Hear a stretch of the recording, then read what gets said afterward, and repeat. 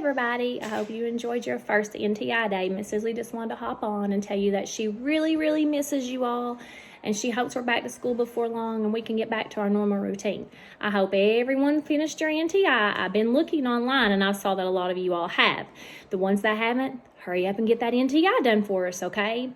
Every day, Miss Isley is going to record herself reading a book.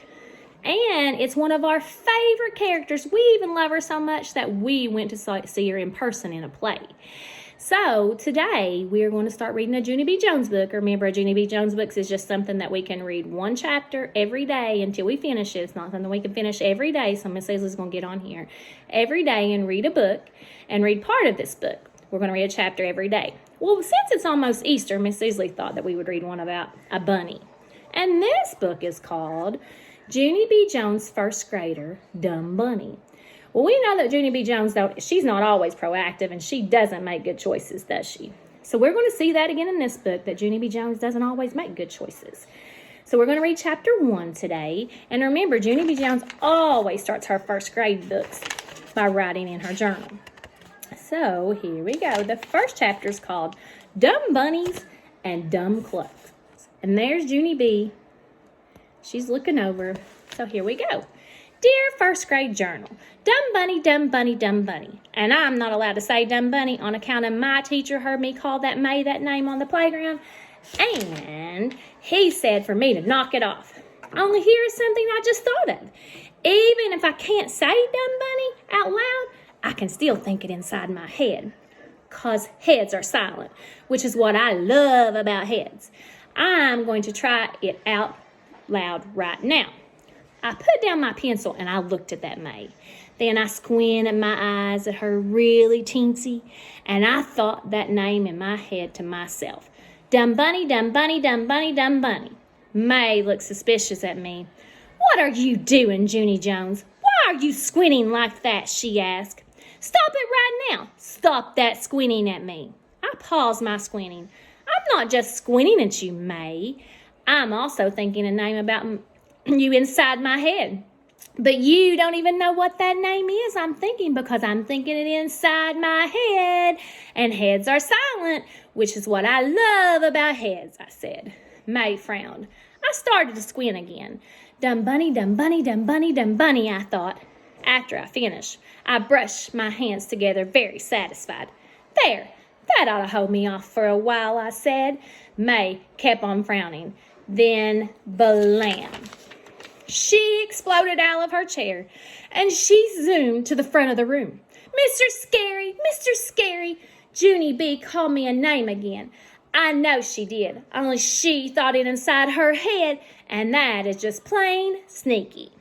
Mr. Scary was writing at his desk. He closed his eyes and did a big breath. May, what are the three rules we talked about tattling? He asked. You and I came up with 3 new rules to control your tattling. Do you remember those? Can you tell me what they are, please? May stood there for a really long time. She did not like the 3 new rules, I believe. Finally, she started to say them. Rule number 1, count to 20 before I tattle. She grouched. Mr. Scary nodded. Yes, May. Excellent. That's the first one. Now go on. Rule number 2, said May. If I still feel like tattling, count to 20 again. Mr. Scary did a thumbs up. Yes, good. And rule number 3?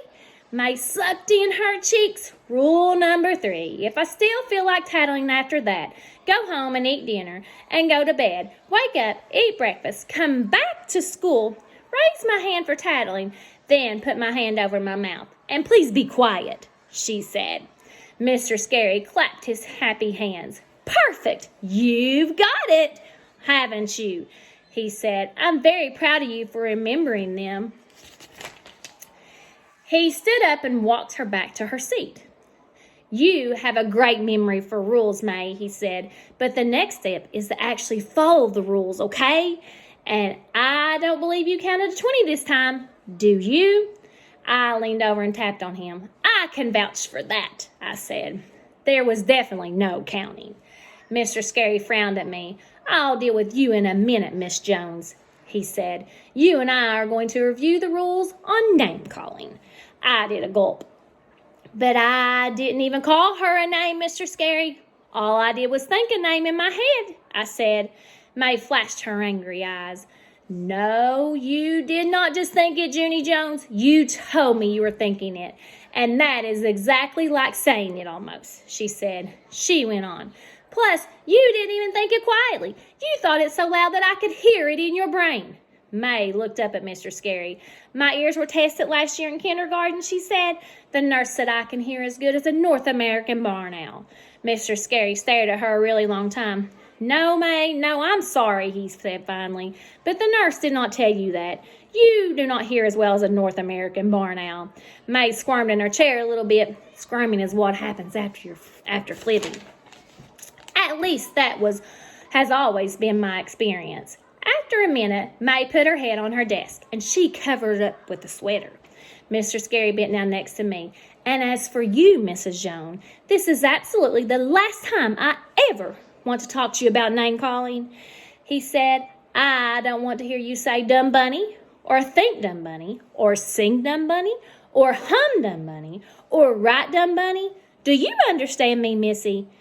I tapped my fingers on my desk. But then, what am I supposed to do when May is mean to me, I asked him. I have to call her something, or else she won't even know I'm mad. I thought for a second. Then I clapped my hands together. Hey, I know. Maybe I could just think the dumb part in my head, and I'll just call her Plain Bunny, I said. Would just Plain Bunny be okay with you, sir? May plopped down from under her sweater. No, she groused. Just Plain Bunny isn't nice either. My friend named Sheldon stood up. Bunny isn't nice? How come Bunny isn't nice, he said. I have an aunt named Bunny, and she's very, very nice.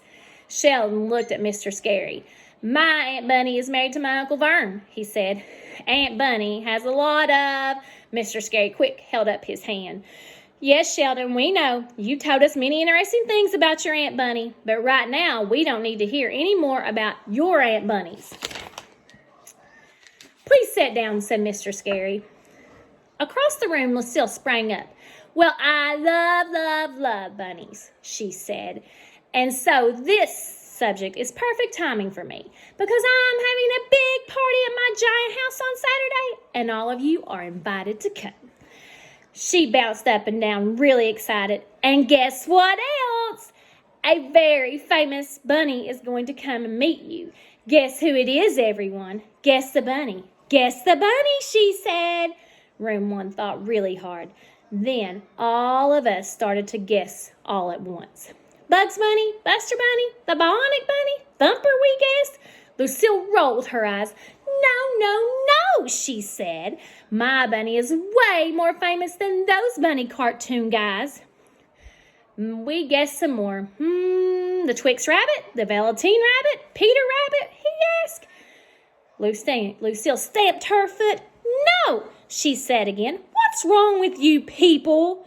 It's the Easter Bunny. Haven't you heard of the Easter Bunny? She reached into her desk and pulled out some fancy envelopes.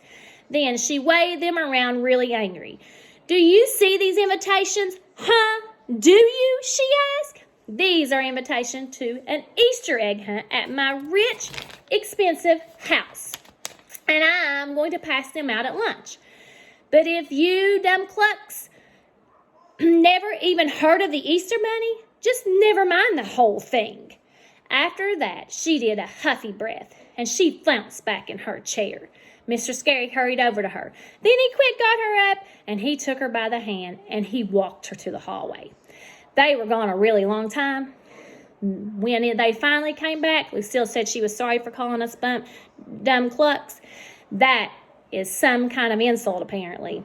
Then she took her envelopes out of her desk again, and she gave everyone an invitation. And so, yippee, hooray, room 1 is going to a party. That's the first chapter. We'll read the next chapter tomorrow, so tune in to get what happens in the next chapter and see what happens maybe at the party. If you really, really like this part of the book, go ahead and let your parents comment on it so Miss Susie knows what part was your favorite of this chapter. Comment if you liked it. Comment about the Easter Bunny, whatever you would like. Okay, Miss Susie wants you to know that she really misses you. I'll see you again tomorrow on video. Make sure you complete those NTI. If you need any help at all, don't hesitate to let mommy or grandma or whoever message Miss Susie, and she'll be sure to get back with you. Miss you. Bye, guys.